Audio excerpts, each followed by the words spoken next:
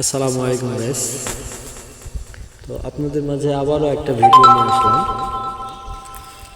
ভিডিওটা হচ্ছে কাজের ফাঁকে একটু বসেছিলাম, হুট করে মাথায় বুদ্ধি এসলো যে গাছে তো জাম পাকছে, তো জাম কেমন করে চুরি করে খাওয়া হয়। তো মন মানতেছে না যে যাবো চুরি করে খেতে, না যাব না। এক সময় পর্যায়ে আমরা গেলাম, গাছে যায় একটু ভিডিও করতেছি, দেখতেছি ওদিক থেকে গাছালা যে আছে সে চিল্লাইতেছে। তো কি করব, হুট করে তাড়াহুড়া করে দেখতেছি একটু পারে নিয়েছি যাম, নেওয়ার পরে দেখছি যে লাঠি নিয়ে দৌড়াইতেছে, পরে আমার দেহের দৌড়।